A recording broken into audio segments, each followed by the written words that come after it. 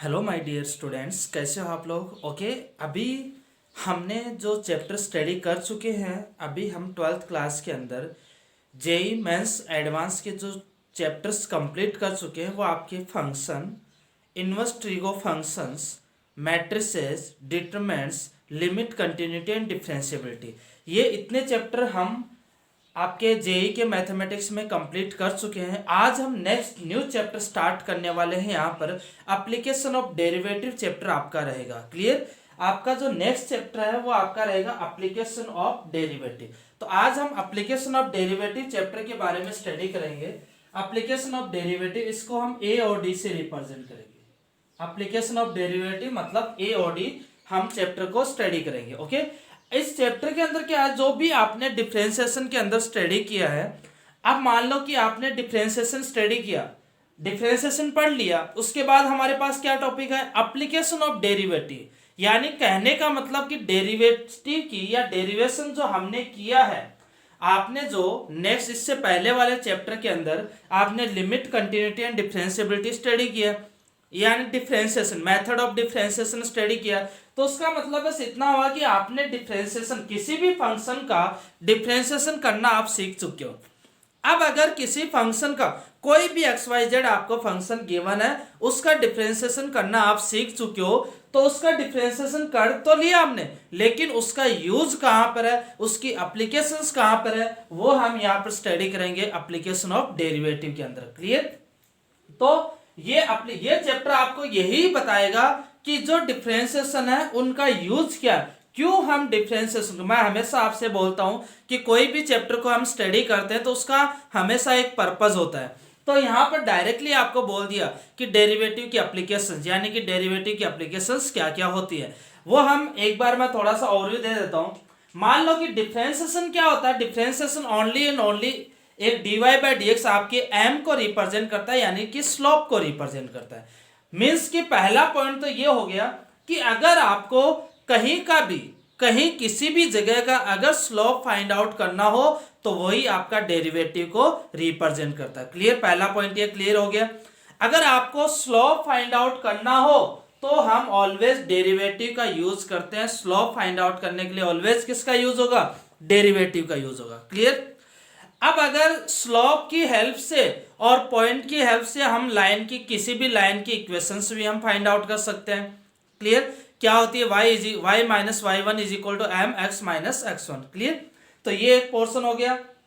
दूसरा, अगर आपको मान लो कि आपको ये बोल दिया कि कोई भी है, टाइम के रिस्पेक्ट में कितना चेंज हो रहा है, मान लो कि किसी भी एरिया है, किसी भी जगह का एरिया है, वो टाइम के रिस्पेक्ट में मान लो कि चेंज हो रहा है, कोई एरिया चेंज हो रहा है। मान लो कि एक सर्कल बनाया, जैसे एक पानी के अंदर, ध्यान देना बेटा, पानी के अंदर आपने एक स्टोन को ड्रॉप किया, पानी के अंदर आपने एक स्टे वाटर के अंदर, ठहरे हुए पानी के अंदर आपने एक स्टोन को ड्रॉप किया। जैसे स्टोन को ड्रॉप किया तो आपके पास ऐसे ऐसे कुछ सर्कल्स बनेंगे, ये सर्कल, फिर ये सर्कल, फिर ये सर्कल, ऐसा सर्कल। तो आपको ये बोल दिया कि ये सर्कल इस रेड से इसकी रेडियस, यहां पर इसकी रेडियस है r, इस यहां से इसकी रेडियस क्या हो जाएगी r2, और यहां से इसकी रेडियस क्या हो जाएगी r1। क्लियर, तो रेडियस आपको गिवन होगा क्वेश्चन के अंदर कि इस सर्कल की, जो सर्कल बन रहा है वाटर के अंदर, स्टोन को ड्रॉप करने पर जो सर्कल बन रहे हैं, उन सर्कल की रेडियस आपकी इस रेट से चेंज हो रही है, तो उसका एरिया किस रेट से चेंज होगा। क्लियर, तो किसी रेट से चेंज होने का मतलब उसके रिस्पेक्ट में आपका डेरिवेटिव, उसके रिस्पेक्ट में नहीं, क्योंकि आपका जो मान लो कि डेरिवेटिव क्या होता है कि स्मॉल चेंज, किसी के रिस्पेक्ट में स्मॉल चेंज होता है, इंस्टेंटेनियस चेंजेस को ही हम डेरिवेटिव से रिप्रेजेंट करते हैं। किससे, इंस्टेंटेनियस चेंजेस को भी हम, एक तो आपका स्लोप होता है, स्लोप भी आप कैसे फाइंड आउट करते हो, ध्यान देना बेटा इधर, जैसे ये कोई लाइन है, क्लियर, यहां पर ये स्लोप होता है आपका, क्योंकि ये कहीं पर भी फाइंड आउट करो सेम ही होगा। तो ये देखो, इसके अंदर चेंज होगा, इसके अंदर चेंज होगा, तो आपके इंस्टेंटेनियस चेंज के यहां पर इंस्टेंट चेंज होगा dy, यहां पर क्या हो जाएगा dx, तो dy बाई dx ये आपके किसको रिप्रेजेंट करेगा, स्लोप को रिप्रेजेंट करेगा। क्लियर, समझ में आ गई बात। क्लियर, तो आपका y के रिस्पेक्ट में, x के रिस्पेक्ट में y में क्या चेंज हो रहा है वही आपका स्लोप। यहां पर भी क्या होगा, रेडियस के रिस्पेक्ट में एरिया में क्या चेंज हो रहा है वही आपका rate of change of area, यानी कि एरिया में चेंजेस आएगा। क्या लिखेंगे, dA/dr। क्लियर। तो इस तरह से हमारी यहां पर एप्लीकेशंस होती हैं। अब मान लो कि जैसे कोई भी टैंक है आपका, कोई टैंक गिवन है, उस टैंक के हमने नल को ओपन किया, टैंक के नल को ओपन किया तो नल से पानी गिरेगा।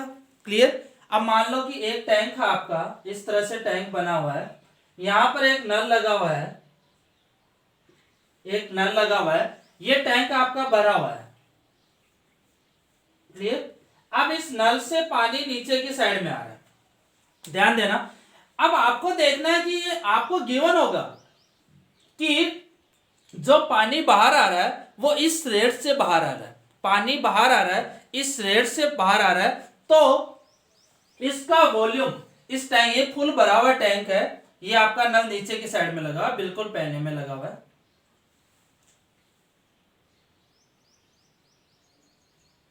क्लियर। इस तरह से टैंक खाली हो रहा है तो आपको गिवन होगा कि इस रेट से पानी बाहर आ रहा है, इस रेट से पानी बाहर आ रहा है, तो आपका इसका वॉल्यूम में क्या चेंजेस आएंगे, इस टैंक के वॉल्यूम में क्या चेंजेस आएंगे, यानी कि पानी के वॉल्यूम में क्या चेंजेस आएगा।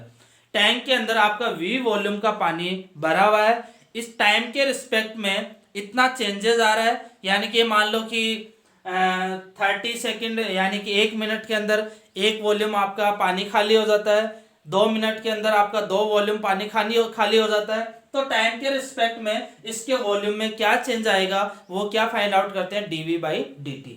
क्लियर। दूसरा एक एग्जांपल ऐसे होता है कि जैसे मान लो कि हमें वेलोसिटी, आपको डिस्प्लेसमेंट गिवन हो, तो वेलोसिटी कैसे फाइंड आउट करते हैं, ds/dt। डिस्प्लेसमेंट का टाइम के रिस्पेक्ट में क्या कर देंगे, डेरिवेटिव करेंगे तो क्या मिलेगा, वेलोसिटी, और वेलोसिटी का टाइम के रिस्पेक्ट में डेरिवेटिव करेंगे तो क्या मिलेगा, एक्सीलरेशन मिलेगा। क्लियर।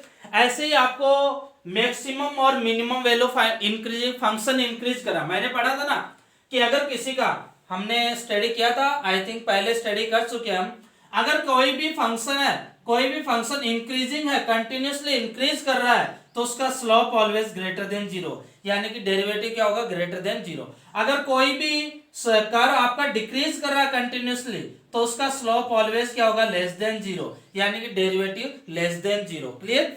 तो एक पार्ट तो क्या होता है, रेट ऑफ चेंज, एक पोर्शन क्या हो गया, रेट ऑफ चेंज, यानी कि रेडियस के रिस्पेक्ट में एरिया में क्या चेंजेस आएगा, है ना, टाइम के रिस्पेक्ट में वॉल्यूम में क्या चेंज आएगा, y के x के रिस्पेक्ट में y में क्या चेंज आएगा। क्लियर। तो ये सब रेट ऑफ चेंज को डिफाइन करते हैं, रेट ऑफ चेंज ही आपका ये स्लोप को डिफाइन कर, देखो x के रिस्पेक्ट में y में क्या चेंज आएगा, dy/dx। ओके।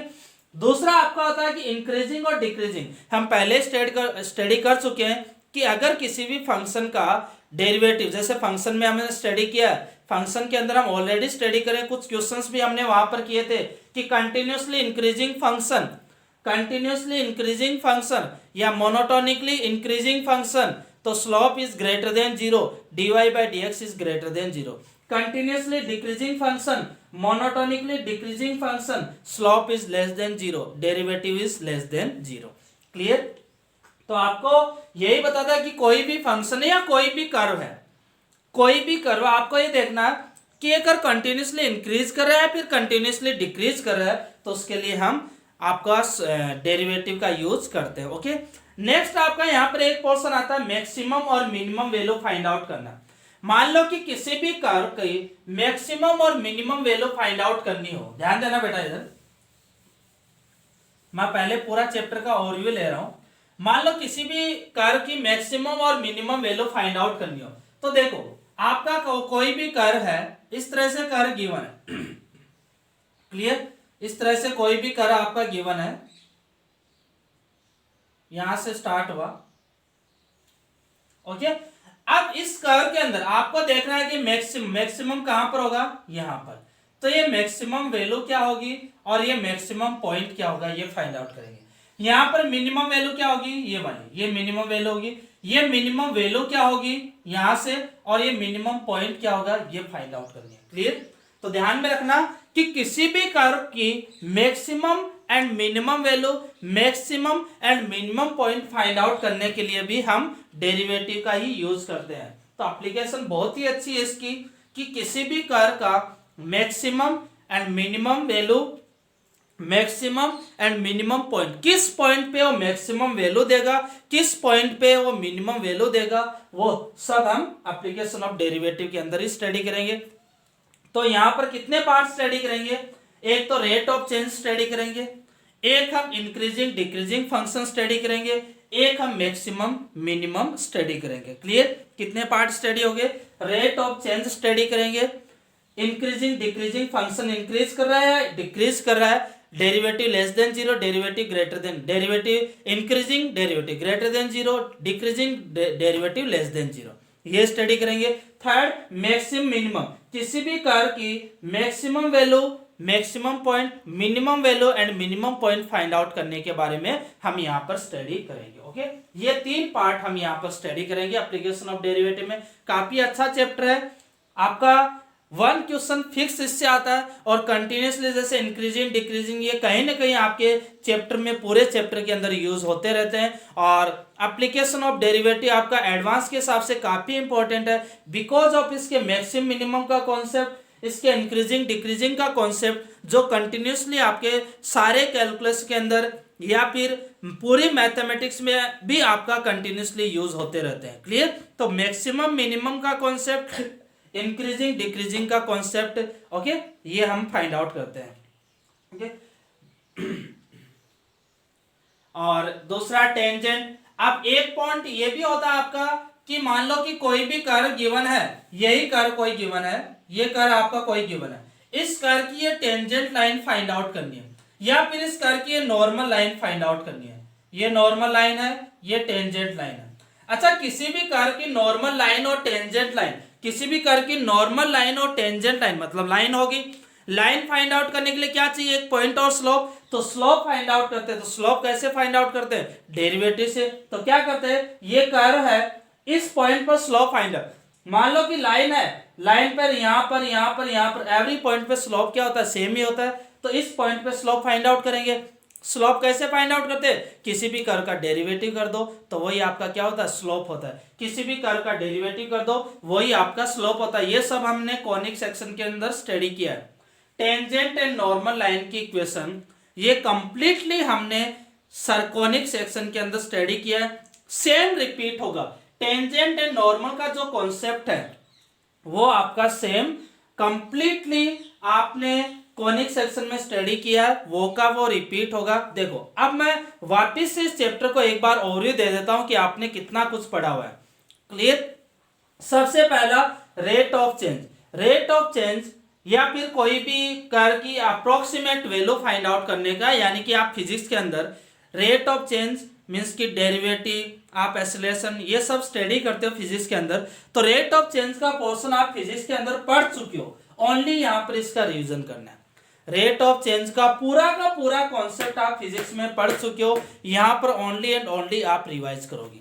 क्लियर, दूसरा पॉइंट आता है आपका अप्रोक्सीमेशन वैल्यू फाइंड आउट करेंगे। यहाँ पर जो अप्रोक्सीमेशन वैल्यू आपने फिजिक्स में स्टडी किया, एरर वाला पोर्शन, तो एरर वाला पोर्शन है वो का वो यहाँ पर हम स्टडी करेंगे। ओके, दूसरा पॉइंट क्लियर। तीसरा पॉइंट आपका होता है टेंजेंट एंड नॉर्मल लाइन की इक्वेशन फाइंड आउट करना, और टेंजेंट एंड नॉर्मल से रिलेटेड क्वेश्चन जो कंप्लीटली आपने कॉनिक सेक्शन के अंदर स्टडी किया है कि किसी भी कर्व के रिस्पेक्ट में टेंजेंट लाइन कैसे फाइंड आउट करेंगे, या फिर किसी भी कर्व के रिस्पेक्ट में नॉर्मल लाइन कैसे फाइंड आउट करेंगे। Same as it is topic है आपका, वो हमने मैंने कॉनिक सेक्शन के अंदर भी आपको बोला था कि ये टेंजेंट और नॉर्मल लाइन की इक्वेशंस ये सारी की सारी एप्लीकेशन ऑफ डेरिवेटिव में एक एक्सरसाइज, एक पोर्शन आपका कंप्लीट रहेगा, वो यहाँ पर है। क्लियर, चौथा पॉइंट आपका होता है इंक्रीजिंग और डिक्रीजिंग फंक्शन, यानी कि फंक्शन कंटिन्यूसली इंक्रीज करेगा, फंक्शन कंटिन्यूसली डिक्रीज करेगा। इसके लिए स्लोप लेस देन जीरो, इसके लिए स्लोप ग्रेटर देन जीरो। तो ये जो पोर्शन है फंक्शन के अंदर हम स्टडी कर चुके हैं ऑलरेडी, कि कोई फंक्शन में हमने क्वेश्चन भी किया, 12th क्लास के फंक्शन में हमने 4 to 5 क्वेश्चन ऐसे किए हैं जिसके अंदर हमने डेरिवेटिव की हेल्प से इंक्रीजिंग और डिक्रीजिंग, यानी कि डेरिवेटिव की हेल्प से हमने 1 1 और मैनी टू 1 फंक्शन डिफाइन किए हैं। क्लियर, क्योंकि कंटिन्यू हमने वहां पर बोला था, मैं रिवाइज करवा रहा हूं, ध्यान से सुनना बेटा। मैंने वहां पर बोला था कि कोई भी फंक्शन कंटिन्यूअसली इंक्रीज कर रहा है या फिर कंटिन्यूअसली डिक्रीज कर रहा है तो वो ऑलवेज आपके 1 1 को रिप्रेजेंट करेगा। क्योंकि कंटिन्यूअसली डिक्रीज कर रहा है तो कभी भी वो सिंगल इनपुट पे सिंगल आउटपुट ही आएगा, या कंटिन्यूअसली इंक्रीज कर रहा है तो सिंगल इनपुट पे सिंगल आउटपुट ही आएगा, क्योंकि किसी भी सिंगल इनपुट पे एक से ज्यादा आउटपुट आपका नहीं आएगा। क्लियर? तो वह आपका कंटिन्यूअसली इंक्रीजिंग डिक्रीजिंग फंक्शन 1 1 को तो वहां पर हमने स्टडी किया था, वो भी यूज होता है। क्लियर? तो डेरिवेटिव अगर नेगेटिव है, लेस देन है, तो कंटिन्यूअसली फंक्शन डिक्रीज करेगा, डेरिवेटिव अगर ग्रेटर देन है तो कंटिन्यूअसली फंक्शन इंक्रीज करेगा। क्लियर? ओके, तो इसके बारे में हम स्टडी ऑलरेडी फंक्शन के अंदर कर चुके हैं, तो वो यहाँ पर एज इट इज आपका कॉपी होगा, रिपीट होगा, सब कुछ आप स्टडी किया हुआ आपका। क्लियर है? इतना पोर्शन क्लियर? बस कुछ क्वेश्चन हम अच्छे अच्छे करेंगे। नेक्स्ट पोर्शन यहाँ पर आता है मैक्सिमम और मिनिमम पॉइंट। अब मैक्सिमम और मिनिमम यानी कि कोई भी कर्व है, कोई भी कर्व ऐसे आया तो इसका एक मैक्सिमम पॉइंट भी होगा, एक मिनिमम। हमेशा कोई भी कर्व हो, कोई कर्व हम डिराइव कर रहे हैं, कोई भी कर्व हम ड्रॉ कर रहे हैं, कोई भी फंक्शन है, देखो कोई फंक्शन है तो उसका कर्व बनेगा, उसका कर्व बनेगा तो उसका मैक्सिमम पॉइंट उसका मिनिमम पॉइंट होगा ही होगा, और उसकी मैक्सिमम वैल्यू और मिनिमम वैल्यू भी होगी। तो maximum point, minimum point and maximum value and minimum value find out करने के लिए हम मैक्सिमम और मिनिमम स्टडी करते हैं। क्लियर? तो इस पोर्शन का भी बेसिक आइडिया हमें हमारा स्टडी किया हुआ है, ओनली क्वेश्चंस कैसे सॉल्व करते हैं वो यहाँ पर इसके लिए आपका एक न्यू पोर्शन रहेगा। मैक्सिमम मिनिमम की जो स्टेप है सॉल्व करने की वो आपके लिए न्यू रहेंगी, बाकी आप डेरिवेटिव करना, डबल डेरिवेटिव करना वो सब आप स्टडी कर चुके हो। क्लियर? तो जो स्टेप्स हैं मैक्सिमम मिनिमम के क्वेश्चन सॉल्व करने के वो आपके लिए न्यू होंगे। तो यानी कि एक ये लास्ट वाला पोर्शन है मैक्सिमम मिनिमम, वो आपके लिए थोड़ा न्यू रहेगा, बाकी सब कुछ आप स्टडी कर चुके हो। तो इसीलिए मैं आपसे बोलता था कि 11th के अंदर आपने इतना कुछ स्टडी किया है कि आपको ज्यादा कुछ टेंशन लेने की जरूरत नहीं है, सब कुछ आपका ऑलरेडी स्टडी हो चुका है। यहाँ पर हमारा रिवीजन भी होता रहेगा, 11th के चैप्टर्स भी साथ के साथ रिवाइज होते रहेंगे, और 12th का चैप्टर आपका कंटिन्यूसली होता रहेगा। Clear? Important chapter because of advance के हिसाब से तो maximum minimum increasing decreasing tangent normal ये जो कॉन्सेप्ट है कंटिन्यूसली आपके पूरे मैथमेटिक्स में यूज होते हैं, तो ये बहुत इंपॉर्टेंट है यहाँ पर। दूसरा, आपके जेईई मेंस के अंदर 1 या 2 क्वेश्चन आपके फिक्स हैं, इससे आते ही आते हैं, इसलिए कोई टेंशन, क्योंकि टेंजेंट नॉर्मल से कई बार एक क्वेश्चन आता है और एक क्वेश्चन आपका मैक्सिमम मिनिमम या इंक्रीजिंग डिक्रीजिंग से आता है। क्लियर? तो वो क्वेश्चंस आपके होते ही हैं। तो ये टेंजेंट नॉर्मल का आप तो या तो क्वेश्चन यहां से मान लो या कॉनिक सेक्शन से मान लो, दोनों जगह ही आपका सेम अप्रोच है। ओके, तो अब हम चैप्टर को कंटिन्यू करते हैं। चैप्टर समझ गए? चैप्टर क्या कहना चाह रहा है? एप्लीकेशन ऑफ डेरिवेटिव, ये सबको समझ में आ गया। एप्लीकेशन ऑफ डेरिवेटिव यानी कि यहाँ पर डेरिवेटिव की एप्लीकेशंस के बारे में हम स्टडी करेंगे कि डेरिवेटिव की क्या एप्लीकेशंस है वो हम यहाँ पर डिस्कस करेंगे। ओके, कहानी समझ में आ गई सबको?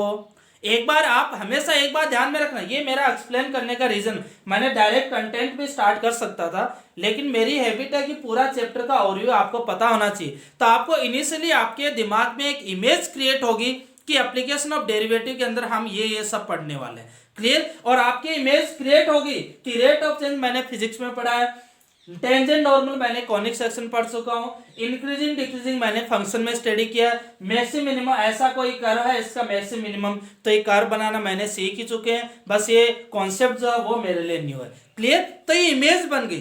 अब आपको कभी भी application of derivative chapter hard नहीं लगेगा। जनरली मेरी बात समझना बेटा, ध्यान से सुनना, कि जनरली स्टूडेंट को application of derivative chapter hard लगता है वो इसीलिए क्योंकि वो डायरेक्टली कंटेंट स्टार्ट करते हैं। चैप्टर हार्ड लगने का रीजन यही है कि वो डायरेक्टली टॉपिक स्टार्ट कर देते हैं।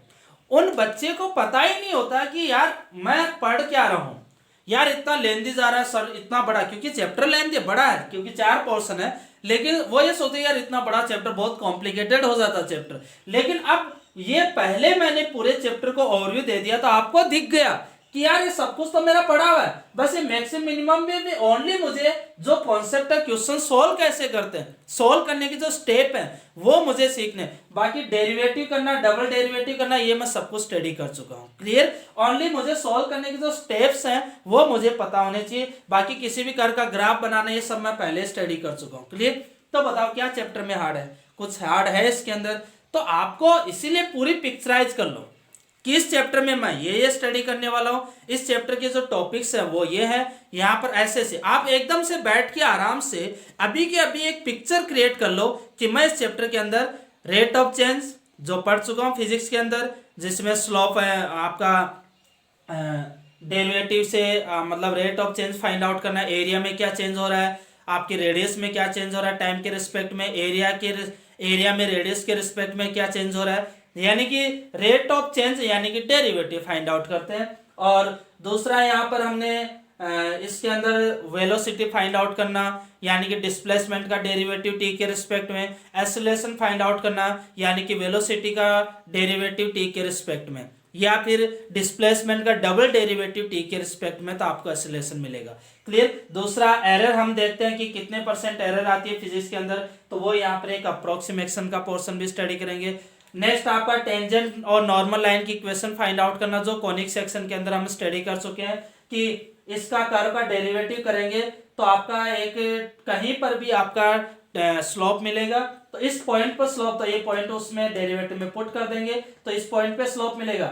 लाइन पर कहीं पर भी स्लोप ऑलवेज सेम होता है। क्लियर। लाइन की इक्वेशन क्या हो जाएगी, y minus Y one is equal to M x minus x one, normal line का slope m1 m2 is equal to -1 करके निकाल लेंगे। क्लियर। नेक्स्ट आपका इंक्रीजिंग और डिक्रीजिंग फंक्शन है, तो इंक्रीजिंग यार क्या है, कंटिन्यूअसली इंक्रीज कर रहा है मतलब derivative less than zero, decreasing increasing मतलब कंटिन्यूअसली इंक्रीज कर रहा है डेरिवेटिव ग्रेटर देन जीरो यानी कि continuously increase, continuously increase decrease कर रहा है, मोनोटोनिकली डिक्रीज कर रहा है यानी कि डेरिवेटिव आपका लेस देन जीरो। क्लियर। तो वो हम यहाँ इंक्रीजिंग डिक्रीजिंग में देखेंगे। नेक्स्ट आपका मैक्सिमम और मिनिमम, तो वो आपका डेरिवेटिव के हेल्प से सॉल्व करेंगे। तो ये आपकी एक पिक्चर इमेज आपके दिमाग में सेट हो जानी चाहिए। अब इस चैप्टर में जब भी पढ़ोगे आपको ये लगेगा सर ये तो सब कुछ अपना किया हुआ है, इजीली हम इनको सॉल्व कर लेंगे। ओके, कोई प्रॉब्लम आपको नहीं होने वाली। तो चैप्टर बहुत इजी है, ये जो मैंने स्पीक बोला है वो अच्छे से ध्यान में रखना और माइंड में एक इमेज क्रिएट कर लो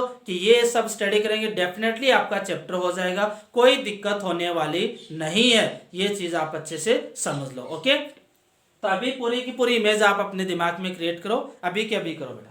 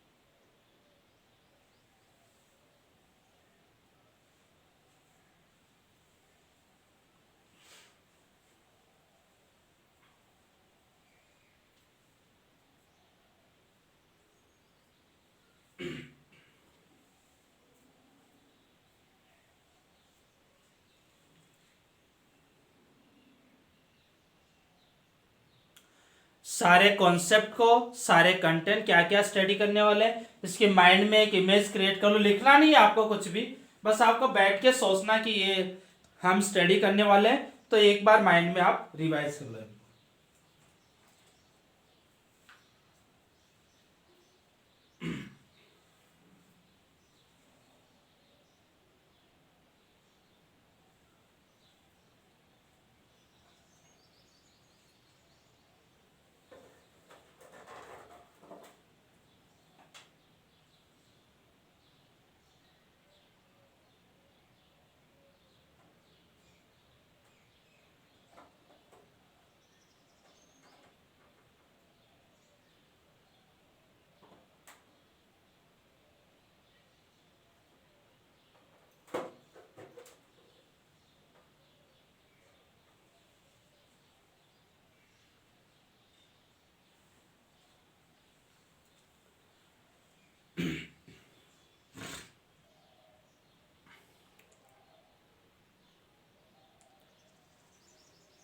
ओके, चलो अब हम चैप्टर स्टार्ट करते हैं।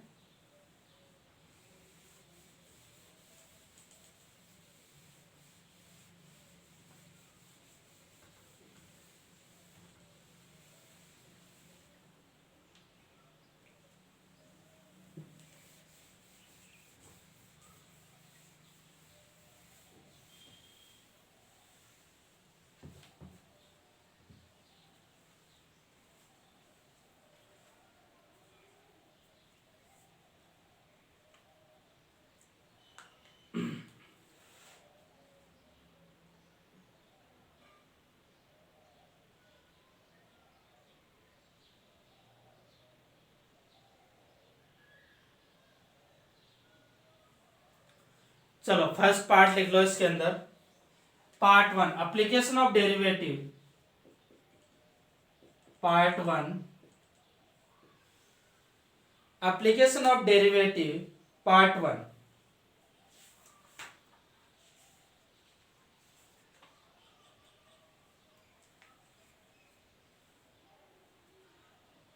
पार्ट 1 है rate measure,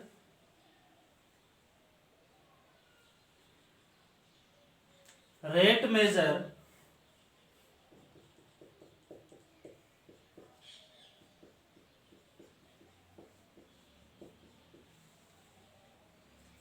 rate measure tangent and normal.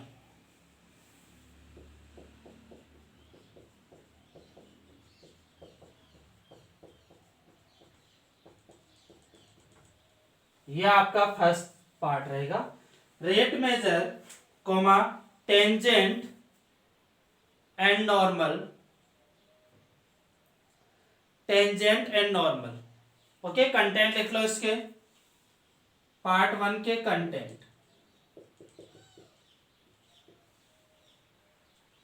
लिख लो। Content, first content rate measurement, first content rate measurement लिख लो। First content rate measurement, rate measurement. Second content approximation, first rate measurement, second approximation, second content approximation.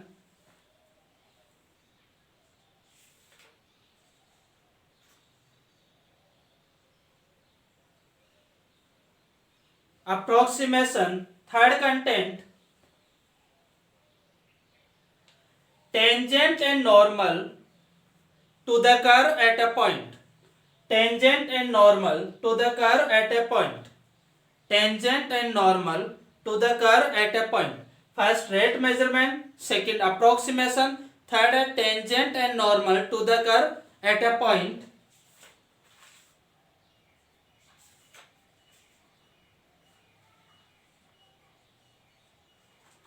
Next point है angle of intersection between two curve, angle of intersection between two curve, angle of intersection between two curve, angle of intersection between two curve. Next last content length of tangent, length of tangent comma subtangent comma normal and subnormal, length of tangent comma subtangent comma normal and subnormal। Okay, length of यानी कि जो tangent line है उसकी length find out करनी है, उसकी subtangent normal और subnormal, length of tangent comma subtangent comma normal and subnormal. Okay, तो आपके कंटेंट है फर्स्ट कंटेंट क्या rate measurement, second content approximation, third content tangent और normal to the curve at a point, fourth content angle between two curve, intersection angle between, angle of intersection between two, angle of intersection between two curve. Clear. और fifth content क्या आपका length of tangent, सब tangent comma normal and सब normal. Okay, तो ये portion आप हम study करेंगे, यहाँ पर इसको हमने स्टडी करना है। ओके,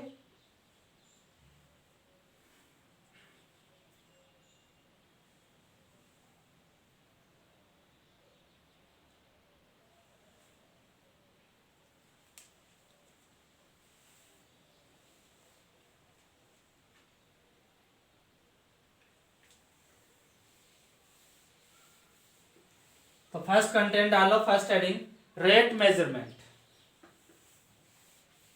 फर्स्ट हेडिंग डाल लो रेट मेजरमेंट।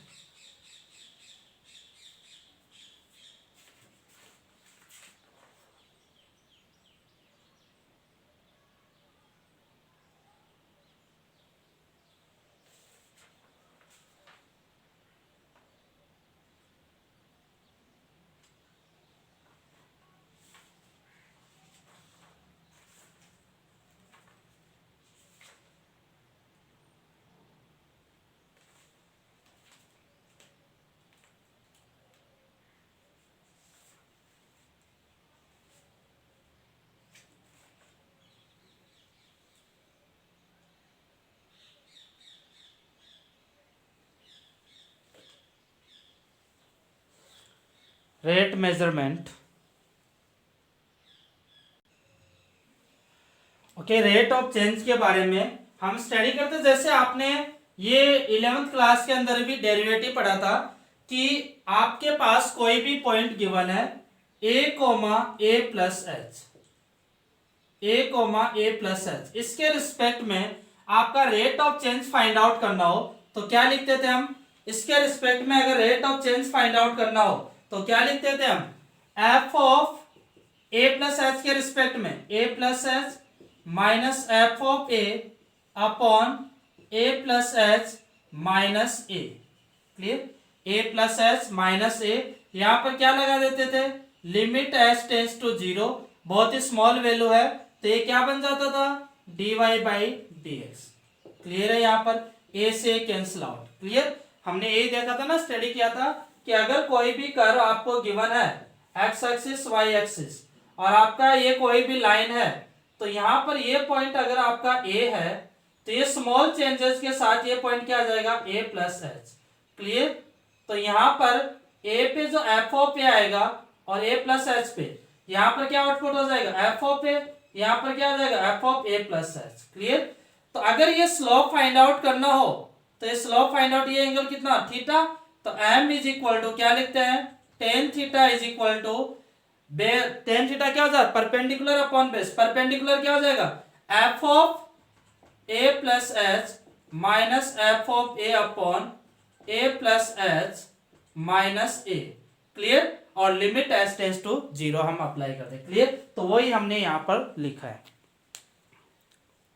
ओके, तो ध्यान देना कि F of a plus H आपका एक इंटरवल है, उसके रिस्पेक्ट में अगर हमें स्लोप फाइंड आउट करना हो तो क्या लिखते हैं? dy by D F of a plus h minus f of a upon H. ये आपका चेंज आ गया। क्लियर? ये क्या होता है आपका? देखो ध्यान देना बेटा, f of a plus h minus f of a upon a plus h minus a, ये आपका चेंजेस आ गया। क्लियर? इस इंटरवल में ये चेंजेस आ गया, y के रिस्पेक्ट में, x के रिस्पेक्ट में चेंज है। अगर इसमें इंस्टेंटेनियस चेंज करना हो, इंस्टेंटेनियस चेंज के अंदर यानी कि स्मॉल इंटरवल के रिस्पेक्ट में चेंज करना हो तो h यहां पर स्मॉल ले लेते हैं, यानी कि h बहुत ही स्मॉल वैल्यू है तो आपको इंस्टेंटेनियस चेंज करना तो इंटरवल आप और छोटा कर दोगे। बहुत छोटा इंटरवल करने के लिए h को हम अप्रोक्स क्या लेट कर लेते हैं? h को हम अप्रोक्स क्या लेट कर लेते हैं? Limit h tends to zero.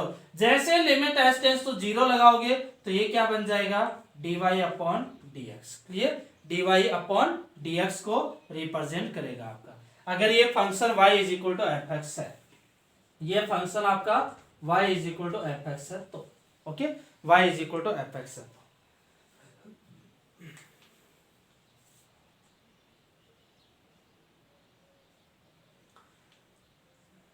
Okay, तो लिख लो, इसके अंदर लिख लेना the average rate of change of a function, the average rate of change of a function, average rate of change of a function with respect to x, with respect to x over an interval with respect to x, ये close interval है क्योंकि ये दोनों ही value include करते हैं। Over an interval a comma A plus H, A comma A plus H,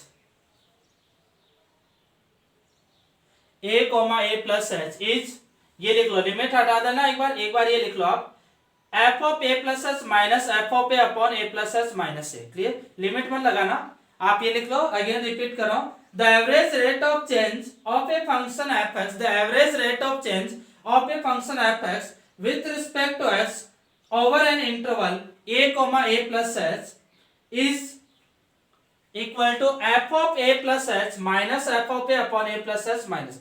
तो average rate of change f x की rate of change f of a plus h upon f of average rate, average क्या होगा y2 minus y1 upon x2 minus x1, ये लिख दिया अपन ने। Clear, नीचे लिखो सेकेंड लाइन में, the instantaneous change, the instantaneous rate of change of F x, the instantaneous rate of change of F x with respect to x is defined by the instantaneous rate of change of fx with respect to x is defined by dy by dx is equal to limit h tends to 0 f of a plus h minus f of a upon a plus h। तो ये a से cancel out हो जाएगा h। Clear, okay, तो average rate क्या हो जाएगी f of a plus h minus f of a upon a plus h minus a। Clear, और इंस्टेंटेनियस रेट ऑफ चेंज क्या हो जाएगी, हमारी h बहुत ही स्मॉल, इंटरवल बहुत स्मॉल लेते हैं तो h टेंड्स टू 0 कर देते, तो किसको रिप्रेजेंट करेगा, डेरिवेटिव को रिप्रेजेंट करेगा dy by dx। क्लियर, तो ऑलवेज डेरिवेटिव क्या होता है आपका, इंस्टेंटेनियस चेंज को क्या रिप्रेजेंट कर रहे हैं, यहां से क्या समझ गए, डेरिवेटिव आपके इंस्टेंटेनियस चेंज को रिप्रेजेंट कर रहा है। इंस्टेंटेनियस यानी कि स्मूथली क्या चेंजेस आ रहे हैं, मतलब ऐसा ज्यादा टाइम गैप हम नहीं ले सकते। मान लो कि बहुत ज्यादा टाइम इंटरवल ले लिया तो हो सकता है कि कर्व आपका मुड़ गया कहीं। क्लियर, तो आपका कर्व जैसे टर्न होगा तो उसका स्लोप तो चेंज हो जाएगा। क्यों, क्योंकि देखो एक आप ध्यान देना बेटा, इंस्टेंटेनियस चेंज हम क्यों लेते हैं, हालांकि एवरेज रेट से भी निकालते हैं लेकिन इंस्टेंटेनियस की लेने की क्या जरूरत पड़ेगी। मान लो कि आप ऐसे जा रहे हो, ऐसे जा रहे हो, फिर आप ऐसे मुड़ गए, फिर आप ऐसे जा रहे हो। क्लियर, तो ऐसा मानो कि यहां से यहां तक गया, मतलब वापस रिपीट कर रहा हूं, जैसे आप यहां से यहां तक जा रहे हो, फिर मैं स्मॉल सा चेंज हुआ, फिर यहां से यहां तक गया। क्लियर, अब मैं अगर ये इंटरवल लेता हूं, इतना इंटरवल लेता हूं, तो इतने इंटरवल देखो यहां से कोई दिक्कत नहीं यहां, लेकिन देखो यहां पर आपका चेंज हो गया, रेट चेंज हो गई आपकी, तो हम ज्यादा इंटरवल नहीं ले, तो बहुत ही स्मॉल इंटरवल के रिस्पेक्ट में हम rate of change find out करते हैं ताकि आपकी एवरेज रेट में कोई चेंजेस ना आए। तो इसलिए स्मॉल इंटरवल्स हम कंसीडर करते हैं, इसलिए हम हमेशा instantaneous rate of change find out करते हैं, वो आपके डेरिवेटिव को रिप्रेजेंट करता है। क्लियर, तो इस तरह से लिखेंगे हम।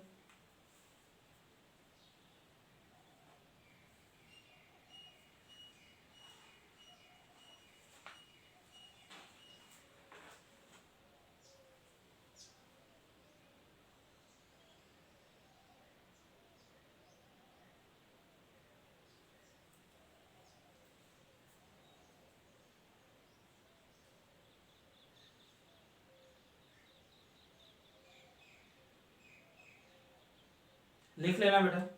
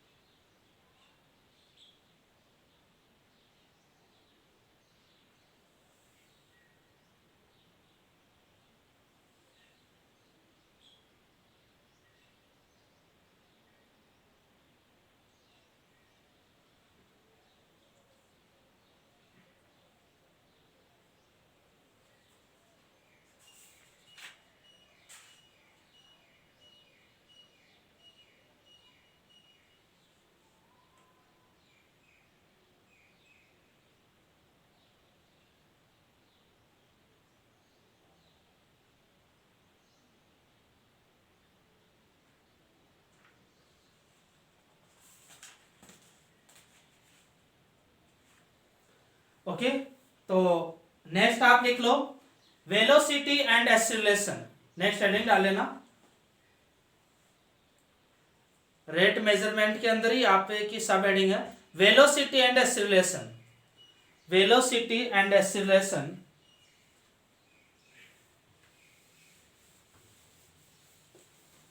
तो आपको वेलोसिटी और एक्सीलरेशन के बारे में ज़्यादा डीपली आपको एक्सप्लेन करने की ज़रूरत नहीं है कि मान लो कि आपका डिस्प्लेसमेंट एस को रिप्रेजेंट करता है। एस आपका क्या है? डिस्प्लेसमेंट। और टी आपका क्या है? टाइम। वी आपका क्या रिप्रेजेंट करता है? वेलोसिटी। और ए आपका किसको रिप्रेजेंट कर रहा है? एक्सीलरेशन को। किसको रिप्रेजेंट कर रहा है? एक्सीलरेशन को रिप्रेजेंट कर रहा है।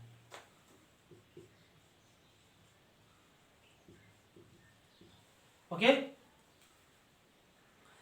अब हम डिस्प्लेसमेंट यानी कि आपको वेलोसिटी देखनी हो तो देखो यहां से देखना, आपका जो डिस्प्लेसमेंट में चेंज है वो क्या होता है? Del S upon average change क्या हो जाएगा? Del S upon del T. लेकिन आपको अगर इंस्टेंटेनियस चेंज फाइंड आउट करना हो तो आप क्या करते हैं कि वो क्या बन जाएगा? वेलोसिटी बनेगा।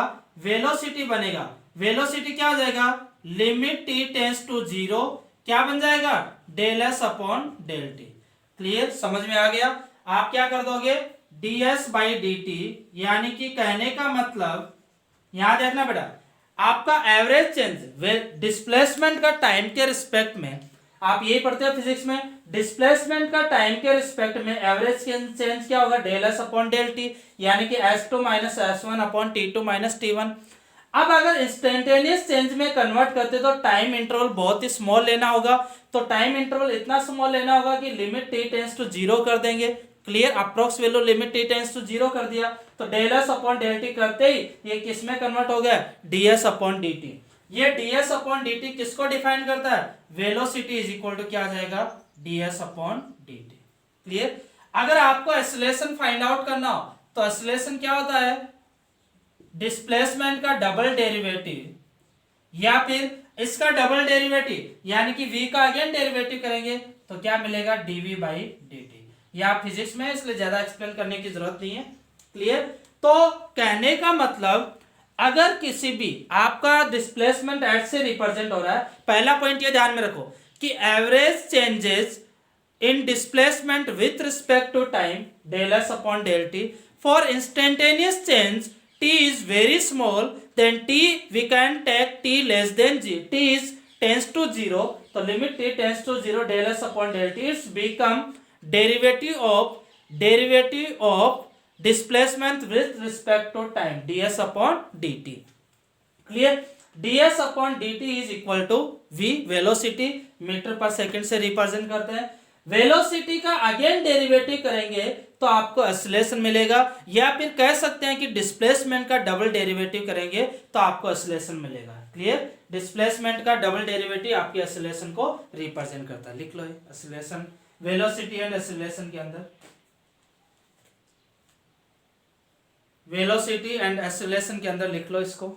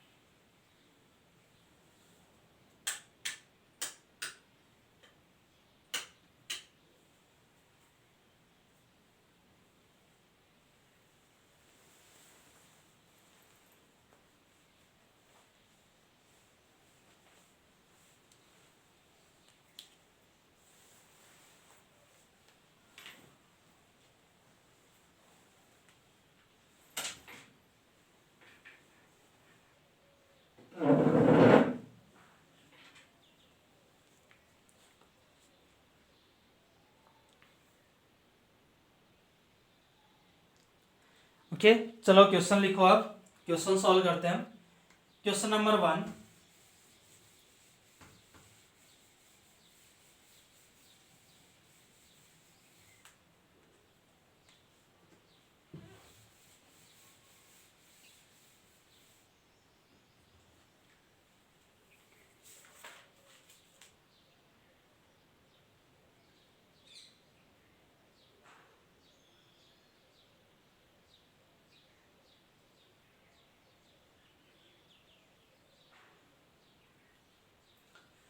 Question number 1,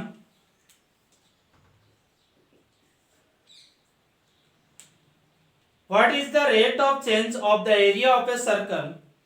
What is the rate of change of the area of a circle with respect to its radius r? What is the rate of change of area of the circle? Area of a circle, rate of change लिख लो. What is the rate of change of the area of a circle with respect to radius r at r is equal to 6 centimeter? With respect to radius r at r is equal to 6 centimeter. r is equal to कितना given है? 6 centimetre. Clear. Area के respect में आपको change find out करना है. किसी circle का area कितना था? पाई आर स्क्वायर. एरिया का आर के रिस्पेक्ट में चेंज करना है. तो आपको एरिया को आर के रिस्पेक्ट में चेंज करना है. तो एरिया का किसके रिस्पेक्ट में डेरिवेटिव करेंगे? आर के रिस्पेक्ट में. ध्यान देना, एरिया को आपको बोला है rate of change of circle, area of, what is the rate of change of the area of circle with respect to radius of circle. Clear. तो d a by d r, area क्या है? Pi are square. इसका r के respect में derivative करेंगे तो कितना आ जाएगा? 2 पाई आर. आर की वैल्यू क्या दे रखी है? 6 सेंटीमीटर. तो 2 pi into 6 is equal to कितना आ जाएगा? 12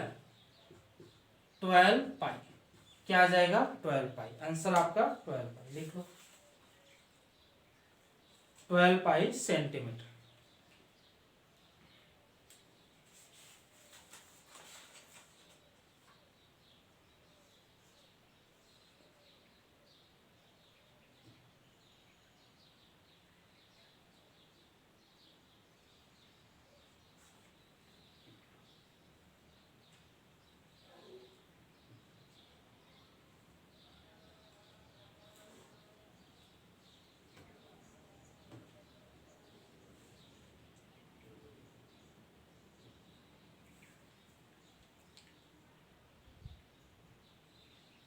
ओके. 12 पाई आपका rate of change of area with respect to radius आ जाएगा. Okay. Question number 2,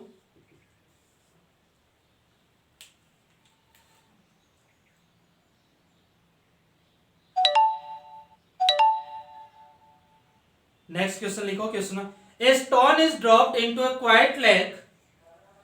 A stone is dropped into a quiet lake, यानी कि एक शांत झील के अंदर एक स्टोन को ड्रॉप करते हैं. Stone is dropped into a quiet lake and wave move in circles. And wave moves in circles. Wave जो बनेगी तो वो wave move in circles at the speed of 5 centimeter per second. At the speed of 5 centimeter per second. At the speed of 5 centimeter per second. At the instant, at the आगे लिखो, at the instant when the radius of the circle, at the instant when the radius of the circular wave, when the radius of the circular wave is 8 centimeter. At the instant when the radius of the circular wave is 8 centimeter, how fast is the enclosed area increasing? How fast is the enclosed area increasing? How fast is the enclosed area increasing? ये कह रहा है कि जैसे भी कोई भी stone को क्वाइट लेक के अंदर ड्रॉप करते हैं तो आपकी एक सर्कुलर वेव बनेगी. ये ऐसी सर्कुलर वेव बनेगी. क्लियर. इसके अंदर ये कह रहा है कि ये सर्कुलर वेव की जो रेडियस है ये r है, ये r1 है, ये r2 है और ऐसे सोन. ये जो रेडियस सर्कुलर वेव किस स्पीड से? Circular wave in circles at the speed of, यानी कि सर्कल्स बन रहे हैं किस रेट से चेंज हो रहे हैं? 5 सेंटीमीटर पर सेकंड के हिसाब से सर्कल्स की स्पीड चेंज हो रही है. मान लो कि ये अभी इतना छोटा बना, फिर इतना बड़ा बना, फिर इतना बड़ा, तो सर्कल की आपके चेंज हो रहा है ना. सर्कल का क्या चेंज, किसके रिस्पेक्ट में चेंज हो रहा है? रेडियस से चेंज हो रही है आपकी. क्लियर है. सर्कल से 5 सेंटीमीटर पर सेकंड से चेंज हो रहा है, यानी कहने का मतलब 1 सेकंड के अंदर सर्कल की रेडियस 5 सेंटीमीटर से चेंज हो रही है. क्लियर. तो यहां पर आपको dr बाई dt रेडियस में चेंज कितना दे रखा है?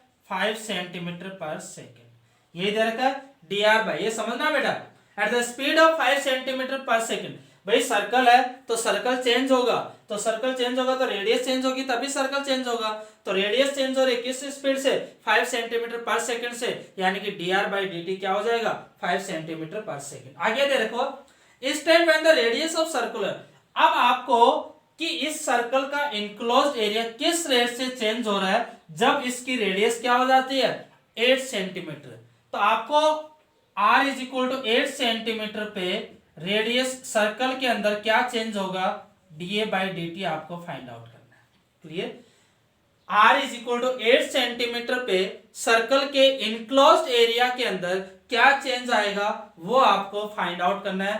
किस स्पीड से, मान लो कि रेडियस बढ़ रही है, रेडियस आपकी चेंज हो रही है तो सर्कल का एरिया भी चेंज होगा। तो सर्कल का इनक्लोज्ड एरिया किस रेट से चेंज होगा, जब r is equal to 8 centimetre हो। तो क्लियर, तो सर्कल का एरिया क्या होता है, a is equal to pi are square. आपको इसको रिस्पेक्ट टी के रिस्पेक्ट में डेरिवेटिव करना है। तो टी देखो, r भी वेरिएबल है, a भी वेरिएबल है, a का t के रिस्पेक्ट में dA/dt, पाई ऐसा कैसा, r स्क्वायर का कितना आ जाएगा 2 पाई r, r स्क्वायर का कितना आ जाएगा 2r, और r का क्या लिखोगे dr/dt। ये ध्यान में रखना बेटा, मैं इस एरिया का डेरिवेटिव r के रिस्पेक्ट में नहीं कर रहा। अगर इस एरिया का डेरिवेटिव r के रिस्पेक्ट में करता 2 पाई r, इस एरिया का डेरिवेटिव मैं t के रिस्पेक्ट में कर रहा हूं। किसके रिस्पेक्ट में कर रहा हूं, t के रिस्पेक्ट में कर रहा हूं। तो ये क्या हो जाएगा dA/dt is equal to 2 pi r into r का भी t के रिस्पेक्ट में क्या derivative dr/dt। Because of t के रिस्पेक्ट में अगर आपका एरिया चेंज हो रहा है तो t के रिस्पेक्ट में आपकी रेडियस भी तो चेंज होगी। क्लियर, तो A dA/dt is equal to 2 pi r into D, क्योंकि मैंने बोला कि हर एक वेरिएबल का आपको डेरिवेटिव करना है। तो यहाँ पर वेरिएबल a और r है, तो t के रिस्पेक्ट में इसका dA/dt, t के रिस्पेक्ट में इसका 2r इंटू dr/dt। क्लियर, सारी वैल्यू पुट कर दो। तो dA/dt 2 pi into r8 into dr/dt कितना जाएगा 5, कितना जाएगा 80 पाई, 80 pi centimetre square per second. क्या लिखेंगे 80 pi centimetre square per second. Okay, तो ये ध्यान देना कि आपको क्वेश्चन को अच्छे से रीड करो कि स्टोन को ड्रॉप करने पर चेंज हो रही है, तो आपकी जो सर्कुलर वेव है वो 5 सेंटीमीटर पर सेकंड से चेंज हो रही है, तो यानी कि सर्कुलर वेव की रेडियस चेंज हो रही है, तो dr/dt आ गया। क्लियर, आपको एरिया किस स्पीड से इंक्रीज होगा वो आपको फाइंड आउट करना है, कहां पर, जब r is equal to 8 centimetre हो। तो dA/dt आपको फाइंड आउट करना है, यानी कि एरिया क्या होगा पाई r स्क्वायर, t के रिस्पेक्ट में डेरिवेटिव कर दो, सारी वैल्यू लिख दी, 80 pi centimetre square per second लिख लो।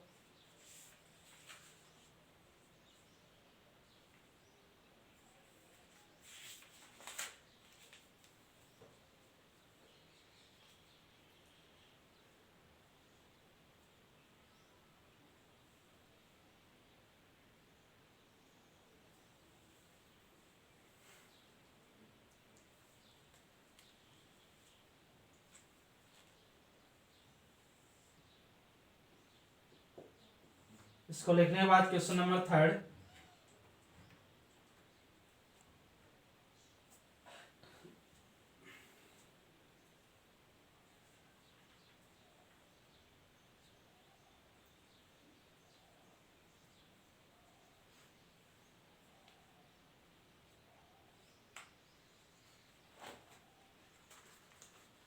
थर्ड क्वेश्चन लिखो, the volume of a cube is increasing at a rate of 9 centimetre cube per second. The volume of a cube is increasing at rate of 9 centimetre cube per second. Volume आपका increase हो रहा है dV/dt किस rate से 9 centimetre cube per second. Volume increasing at the rate of 9 centimeter cube per second. How fast is the surface area increasing? How fast is the surface area increasing? How fast is the surface area increasing when the length of an edge is 10 centimeter? When the length of edge is in 10 centimeter. आपका cube given है, आपका क्या given है cube, cube की side हम x late कर लेते हैं, तो क्यूब का वॉल्यूम कितना आ जाएगा, v is equal to x cube. Okay, आपको आपको ये बोला कि how fast is the surface area increasing, how fast the surface area increasing. Surface area अगर एस से रिप्रेजेंट करते हैं तो how fast the surface area increasing ds by dt आपको फाइंड आउट करना है at edges of 8 centimetre at the length of an edges is 10 centimetre. यानी कि लेंथ ऑफ एजेस, तो एजेस आपने क्या लेट कर ली, साइड इक्वल टू एक्स, यही आपकी एजेस होगी, एज होगी, तो एज यानी कि एक्स इज इक्वल टू क्या लेट कर लिया, 8 सेंटीमीटर। तो X is equal to 8 centimetre पर आपका सरफेस एरिया में क्या चेंज होगा। मीन्स कहने का मतलब आपको ds by dt find out करना है। क्या करना है, ds सब कुछ लिख लिया करो बेटा, आपको ds बाई dt किस पे, x is equal to 8 centimetre पे आपको फाइंड आउट करना है। क्लियर। आपको क्यूब है, क्यूब का वॉल्यूम किस रेट से चेंज हो रहा है, क्यूब का वॉल्यूम किस रेट से चेंज हो रहा है, 9 सेंटीमीटर क्यूब पर सेकंड। तो डीवी किसके रिस्पेक्ट में चेंज हो रहा है, पर सेकंड या टाइम पे, डीवी बाई डी। अगर वॉल्यूम आपका टी के रिस्पेक्ट में चेंज हो रहा है तो डेफिनेटली सरफेस एरिया भी टी के रिस्पेक्ट में चेंज होगा बेटा। तो सरफेस एरिया क्या, आपको सरफेस एरिया किस रेट से चेंज हो रहा है वो आपको फाइंड आउट करना है। क्या है, तो ds बाई डी टी किस पे, 8 सेंटीमीटर, जब एजेस आपकी 8 सेंटीमीटर सॉरी 10 सेंटीमीटर है, एजेस जब आपकी क्या हो 10 सेंटीमीटर, एजेस आपकी 10 सेंटीमीटर हो तब आपको फाइंड आउट करना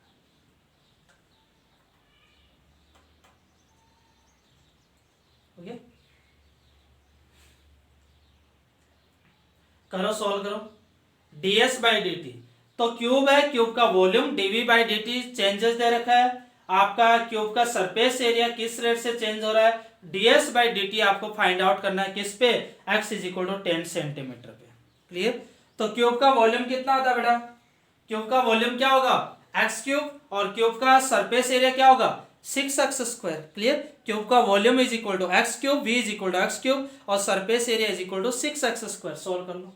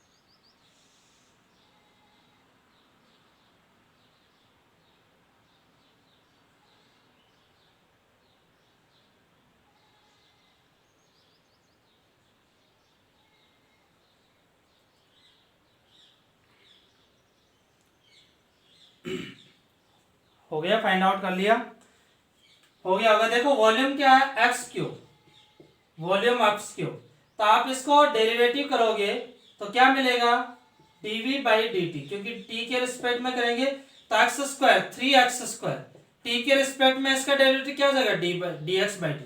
ध्यान में रखना मैंने x के रिस्पेक्ट में डेरिवेटिव नहीं किया है, ये चीज अच्छे से ध्यान में रखनी, यहाँ पर यही इंपॉर्टेंट है। अगर v का x के रिस्पेक्ट में डेरिवेटिव करते तो dv by D x 3x square हो जाता, लेकिन मैं यहाँ पर t के, क्योंकि आपको dv बाई डी टी है, dy बाई डी एक्स का कोई मतलब नहीं है, तो dv बाई डी टी क्या हो जाएगा 3x स्क्वायर, तो x का भी t के रिस्पेक्ट में डेरिवेटिव क्या होगा, dx by D T. dv by D T put कर दो तो dx बाई डी टी यहां से कितना आ जाएगा, dx by D T is equal to dv by D T कितना है 9 अपॉन 3x स्क्वायर। क्लियर। तो dx by D T is equal to 9 upon 3x square, यानी क्या लिखेंगे 3 upon X square. dx by D T आपको मिल चुका है 3 अपॉन एक्स स्क्वायर। ओके, तो dv बाई डी टी आपको गिवन है, यहां से dx बाई डी टी आपको मिल गया।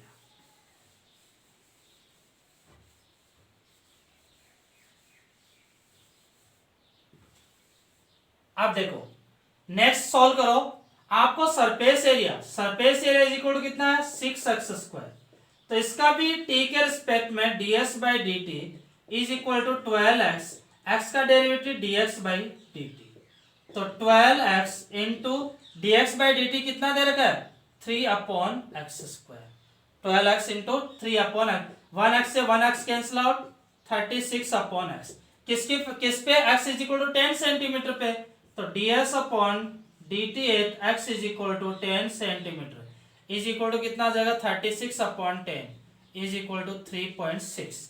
क्या आंसर आ जाएगा 3.6 सेंटीमीटर स्क्वायर पर सेकेंड, सेंटीमीटर स्क्वायर पर सेकेंड, ये आपका आंसर आ गया 3.6 सेंटीमीटर स्क्वायर पर सेकेंड। ओके, तो आपको क्वेश्चन में जैसे गिवन है वैसे ही सॉल्व करते रहना। आपको सबसे पहले वॉल्यूम के अंदर changes 9 centimetre d v by D t given है, तो वॉल्यूम का फॉर्मूला क्या होता है v is equal to x cube. अब डीवी बाई डी टी यानी कि t के रिस्पेक्ट में डेरिवेटिव करेंगे, तो d v by D t into 3x² into D x by D t, value put कर लो तो dx बाई डी टी आपका 3/x² आ गया। अब आपको सरफेस एरिया किस रेट से चेंज हो रहा है, तो सरफेस एरिया 6x²। अगर वॉल्यूम आपका t के रिस्पेक्ट में तो एरिया भी t के रिस्पेक्ट में, t के रिस्पेक्ट में डेरिवेटिव कर दिया, dx बाई dt की वैल्यू यहां से पुट कर दिया, आपका आंसर है x क्या है 10 सेंटीमीटर आपको गिवन है। ओके, लिख लो इसको।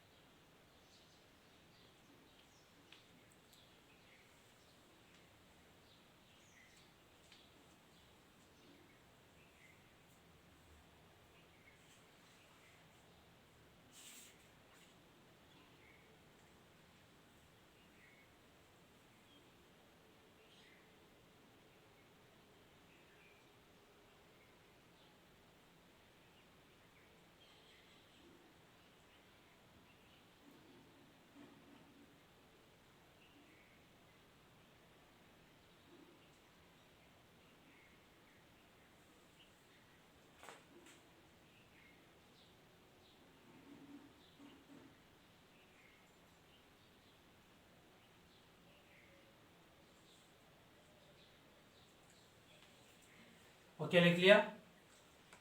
चलो नेक्स्ट क्वेश्चन।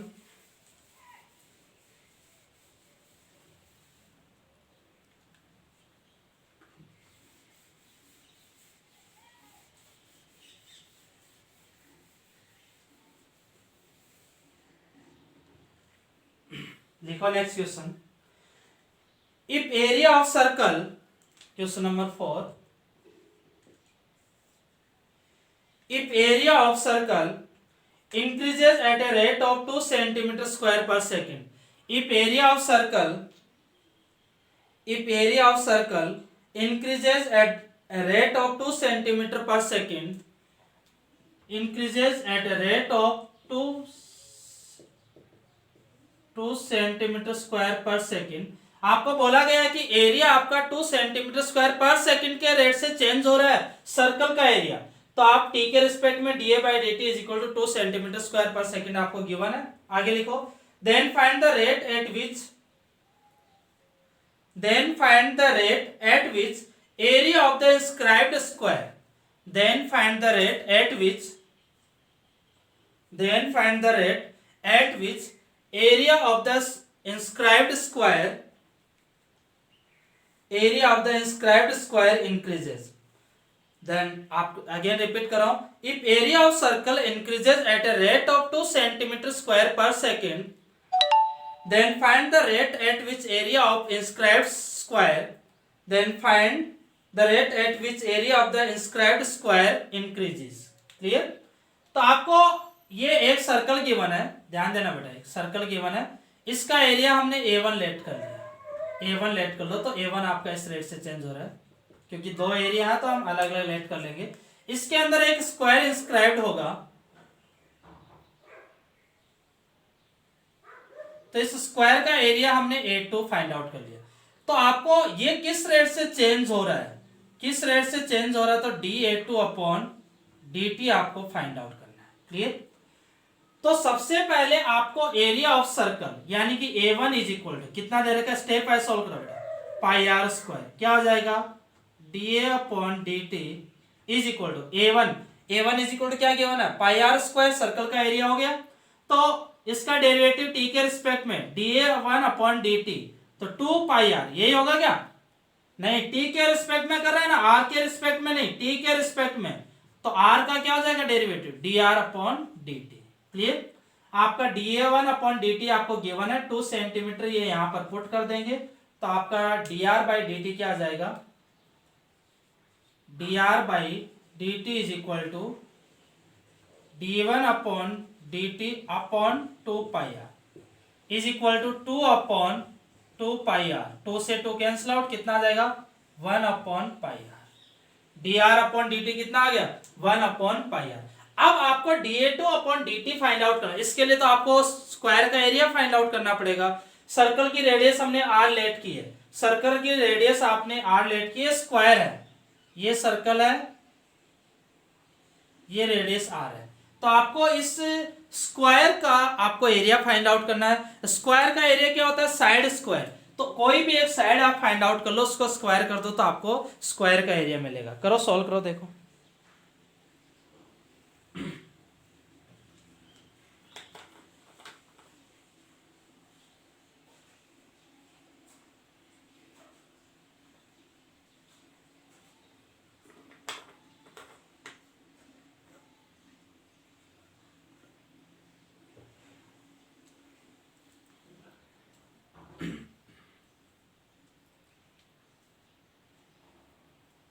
स्क्वायर का एरिया फाइंड आउट करो बेटा, इसको लिख लो, देन स्क्वायर का एरिया फाइंड आउट करो, देखे कैसे फाइंड आउट करते हो आप।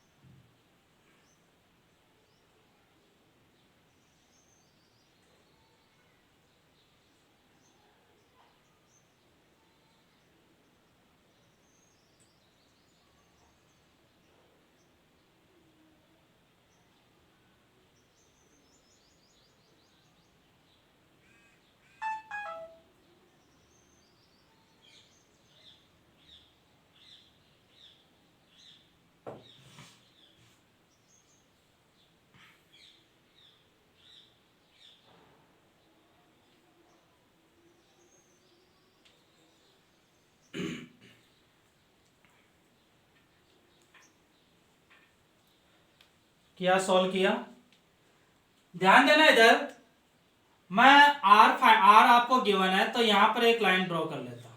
क्लियर? ये एंगल कितना है 90 डिग्री, ये एंगल सारे कितने थे 90 डिग्री, तो ये एंगल कितना आ जाएगा 45 डिग्री, ये एंगल कितना आ जाएगा 45 डिग्री। अब देखो बेटा, अगर ये एंगल 45 डिग्री है, ओ ये पॉइंट ए, ये पॉइंट बी। क्लियर? तो अगर आपको क्या फाइंड आउट करना, ए बी फाइंड आउट करना है, ये ए बी फाइंड आउट करना है। क्लियर? यानी कि अगर राइट एंगल ट्रायंगल है ओ ए बी, अगर आपका राइट एंगल ट्रायंगल है, तो ध्यान देना बेटा, इधर ओ ए बी आपका राइट एंगल ट्रायंगल को रिप्रेजेंट कर रहा है। हाइपोटेन्यूस आपको आर गिवन है, थीटा आपको पता है 45 डिग्री है, आपको बेस फाइंड आउट करना है। हाइपोटेन्यूस आपको गिवन है, थीटा आपको 45 डिग्री पता है, आपको अगर बेस फाइंड आउट करना है, तो चलो बताओ क्या करेंगे, कैसे करेंगे base find out, base A B find out. तो बेस और हाइपोटेन्यूस में रिलेशन कौन सा होता है, कोस, कौन सा रिलेशन होता है कोस का, तो कोस 45, यहां से क्या लिख देंगे कोस 45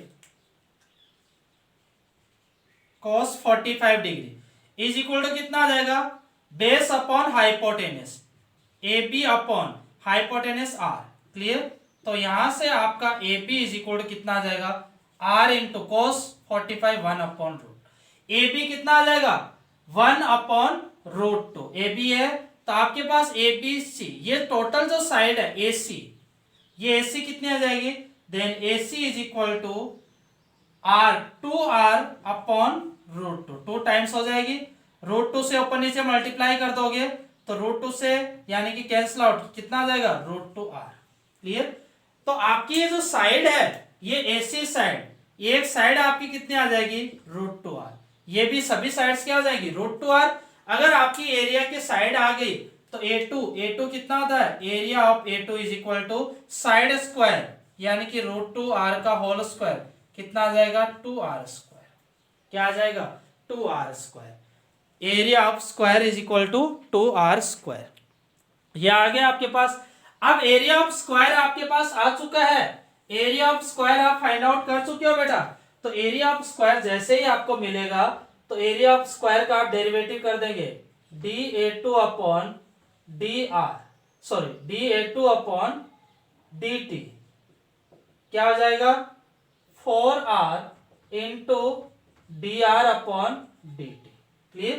तो dA2/dt, A2 का t के रिस्पेक्ट में डेरिवेटिव किया तो 2r² का डेरिवेटिव 4r इंटू dr/dt, तो 4r इंटू dr/dt, तो 4r इंटू dr/dt कितना है 1/πr, 1/πr, r से r कैंसिल आउट कितना आ जाएगा 4/π सेंटीमीटर स्क्वायर पर सेकेंड। ये आपका आंसर आ जाएगा 4/π सेंटीमीटर स्क्वायर पर सेकेंड। ओके 4/π सेंटीमीटर स्क्वायर पर सेकेंड, ये आपका आंसर आएगा। तो इस तरह से आपको बेटा सोल्व करना होता है क्वेश्चन को, स्टेप वाइज आपको क्वेश्चन को फॉलो करना है, आपसे क्वेश्चन अपने आप हो जाएगा। सबसे पहले आपको बोला गया है कि सर्कल के एरिया का rate of change 2 centimetre square पर सेकेंड है, तो dA1/dt, दो एरिया तो एक को A1 एक को A2। सर्कल का एरिया क्या होता है πr², t के रिस्पेक्ट में डेरिवेटिव कर दिया, dr/dt आपको मिल चुका, जो वैल्यू पता वो लिख दो, dr/dt आ गया। अब इसके अंदर आपका स्क्वायर इंस्क्राइब्ड हो रहा है, तो ये आ रहा है एंगल 45 डिग्री, ये पूरा 90 है तो 45 डिग्री हो जाएगा। तो आपको बेस फाइंड आउट करना, हाइपोटेनस गिनना, तो कोस का रिलेशन क्या आ जाएगा AB is equal to r/√2, तो ये टोटल डिस्टेंस 2 टाइम्स यानी कि √2r, तो side square area of square side square 2r², derivative कर दो आपका आंसर आ जाएगा। ओके लिख लो इसको।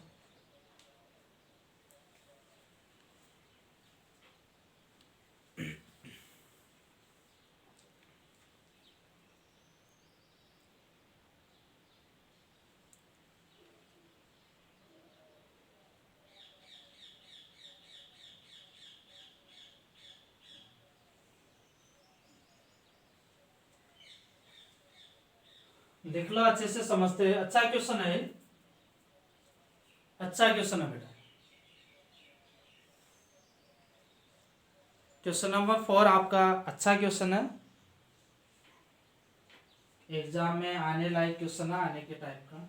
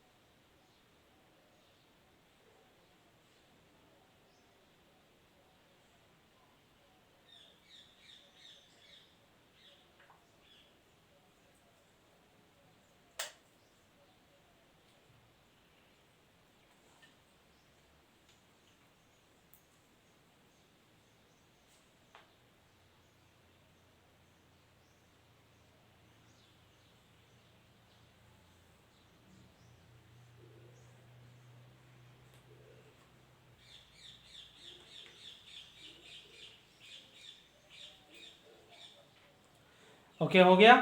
चलो next question number 5, question number 5 देखो,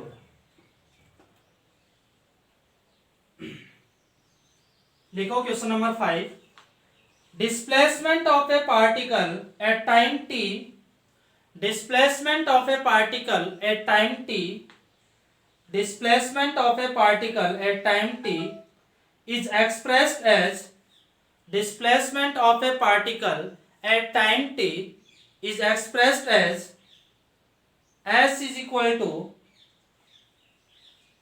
s is equal to 1 by 2 t cube minus 60, s is equal to 1 by 2 t cube minus 60. Find the acceleration at the time, find the acceleration at the time when velocity tends to 0. Find the acceleration at the time when velocity tends to 0. When velocity tends to 0. Question क्या बोल रहा है? Displacement of a particle at a time t, displacement of a particle at a time t is expressed as s is equal to 1 by 2 t cube minus 60. आपका displacement, किसी भी particle का displacement time के respect में given है, time के साथ given है आपको 1 by 2 t cube minus 60. Okay, अब आपको इस पार्टिकल का एक्सेलरेशन फाइंड आउट करना है जहां पर वेलोसिटी आपकी 0 हो जाए. आपका उस टाइम पे, आपका यहां से क्या समझोगे, किसी पार्टिकल का डिस्प्लेसमेंट गिवन है, इस पार्टिकल का एक्सेलरेशन फाइंड आउट करना है जहां पर उस टाइम पर वेलोसिटी, यानी कि उस टाइम पर आपको एक्सेलरेशन फाइंड आउट करना है जिस पे वेलोसिटी आपकी 0 हो जाती है. समझ में आ गया? डिस्प्लेसमेंट गिवन है, इसका उस टाइम पर आपको एक्सेलरेशन फाइंड आउट करना है जहां पर वेलोसिटी आपकी 0 हो जाती है. क्लियर? तो सबसे पहले क्या करोगे, वेलोसिटी को 0 करोगे. तो वेलोसिटी क्या होता है आपका, डिस्प्लेसमेंट का डेरिवेटिव. तो डिस्प्लेसमेंट का डेरिवेटिव करके वेलोसिटी को 0 कर दो, वहां से आपको टाइम मिल जाएगा कि इस पर्टिकुलर टाइम पे आपका वेलोसिटी 0 हो जाएगी. फिर एक्सेलरेशन फाइंड आउट करो, सॉल्व करो.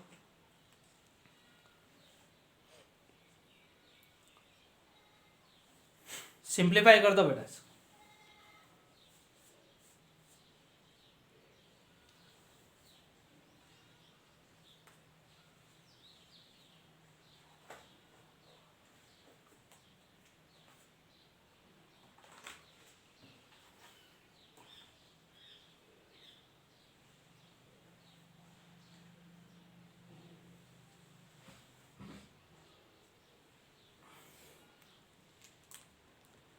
करो, सॉल्व कर दो इसको, एक्सेलरेशन फाइंड आउट करो.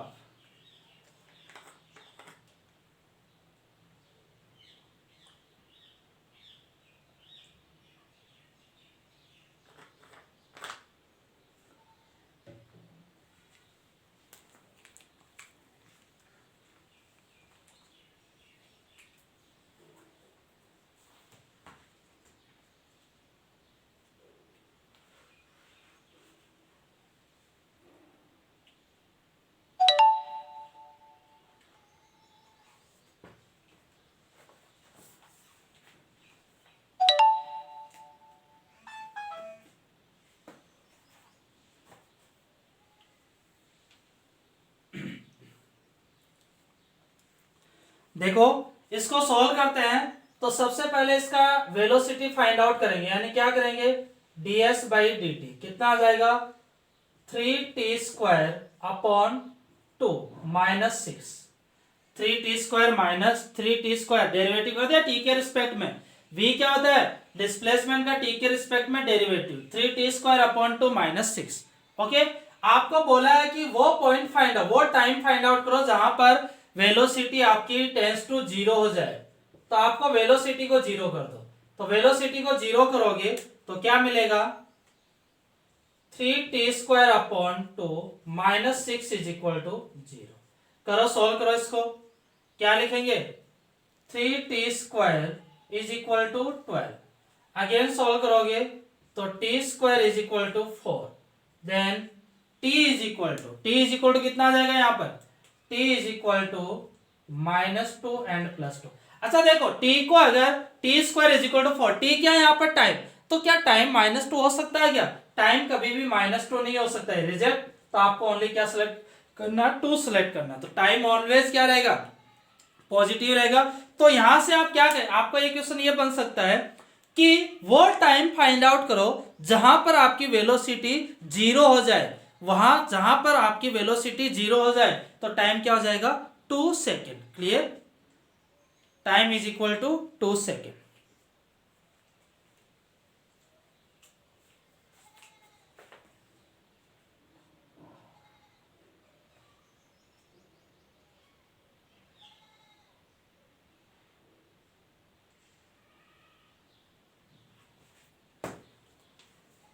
यहाँ यूनिट आपको नहीं गिवन है इसलिए डायरेक्ट 2 यूनिट्स लिख लोगे। 2 second, minute, kilo, minute, hours क्या है वो नहीं पता अपने को, ओनली यूनिट्स के रिस्पेक्ट में। तो t इज इक्वल टू 2, क्योंकि टाइम कभी भी नेगेटिव नहीं हो सकता। तो t is equal to 2 units पे आपका वेलोसिटी क्या हो जाएगी, यहाँ पर जीरो को रिप्रेजेंट करेगी। ओके, अब यहीं से आपको क्या फाइंड आउट करना है, एक्सीलरेशन फाइंड आउट करना है। किस पे, जहां पर वेलोसिटी जीरो हो जाती है। तो वेलोसिटी जीरो कहां पर होगी, t इज इक्वल टू 2 पे।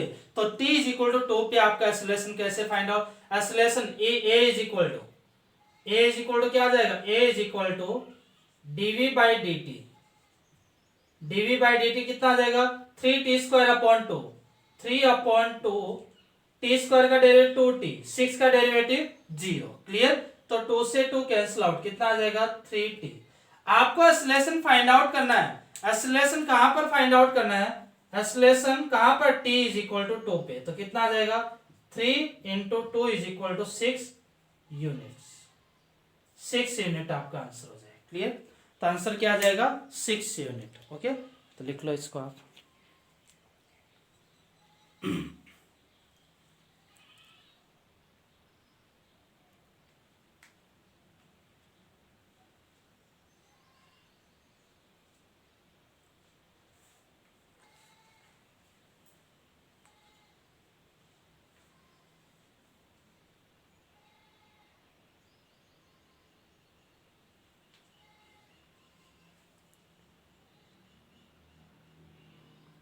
लिख लेना बेटा इसको।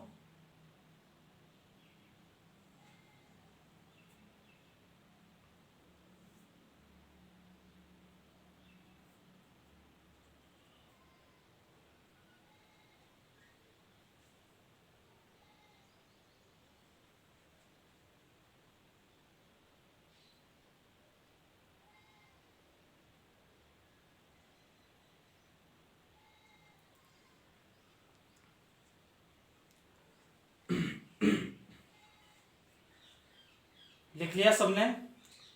ओके, तो आज जो हमने स्टडी किया है, सबसे पहले एप्लीकेशन ऑफ डेरिवेटिव का ओवरव्यू हमने देखा है कि एप्लीकेशन ऑफ डेरिवेटिव का यूज क्या है, हम यहाँ पर क्या क्या पढ़ने वाले हैं, इसके एप्लीकेशंस क्या क्या है, यानी कि डेरिवेटिव के एप्लीकेशंस ही पढ़ रहे हैं। तो जनरली इसका यूज कहाँ कहाँ पर होता है और क्या क्या हम इस चैप्टर के अंदर स्टडी कर रहे हैं, उसकी इमेज हमने क्रिएट की थी। उसमें हमने देखा था कि 75% पोर्शन आपका पढ़ा हुआ है, ये देखो। और उसके बाद हमने जो पॉइंट्स हैं, पार्ट 1 स्टार्ट किया था। यहाँ पर हम क्या क्या पढ़ने वाले, तो हमने फर्स्ट पार्ट स्टार्ट किया रेट मेजरमेंट। तो रेट मेजरमेंट कैसे करते हैं और वेलोसिटी और एक्सीलरेशन कैसे फाइंड आउट करते हैं। फर्स्ट पार्ट हमने rate measurement, tangent and normal, इसके बारे में पढ़ने वाले हैं। उसमें से हमने रेट मेजरमेंट पहले कंटेंट को हमने स्टडी किया है।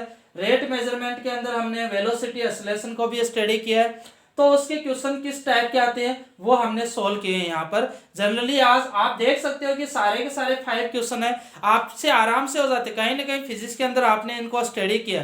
तो मैं यही बोलना चाह रहा था कि ये बहुत सारा पोर्शन, 75% पोर्शन इस चैप्टर का आप ऑलरेडी स्टडी कर चुके हो, कहीं ना कहीं आपने उसको स्टडी किया। तो रेट मेजरमेंट से भी आप जो फर्स्ट कंटेंट है रेट मेजरमेंट, उससे 5 क्वेश्चन किए। उसमें आप देख सकते हो कि ये क्वेश्चन अपने 11th क्लास की फिजिक्स में सोल्व किए हैं कहीं ना कहीं। तो अपने को कोई प्रॉब्लम नहीं होने वाली, आराम से क्वेश्चन सोल्व हो रहे हैं, समझने में कोई दिक्कत नहीं। ओके, तो यही सब मैं स्टडी करूंगा यहाँ पर। ओके, आज इस वीडियो लेक्चर को यहीं पर फिनिश करते हैं। अच्छे से स्टडी करना, स्टेप वाइज हम चलेंगे स्मूथली, आराम से पूरा चैप्टर हो जाएगा, कोई भी टेंशन लेने की जरूरत नहीं है। डेफिनेटली परफेक्ट आपका चैप्टर हो जाएगा, कोई दिक्कत आपको नहीं आएगी। कोई भी डाउट हो तो आप बेझिझक मुझे ऑडियो रिकॉर्डिंग के साथ मैसेज करें, कॉल करें, कुछ भी करें, आपकी प्रॉब्लम सॉल्व हो जाएगी। बस आप आराम से स्टडी करते जाए, सिस्टमेटिक ढंग से वीडियो को देखो, उसके नोट्स प्रिपेयर करो, सब कुछ आपका डन। ओके ओके, आज यहीं पर फिनिश करते हैं। Okay, thank you so much everyone, good luck. Okay.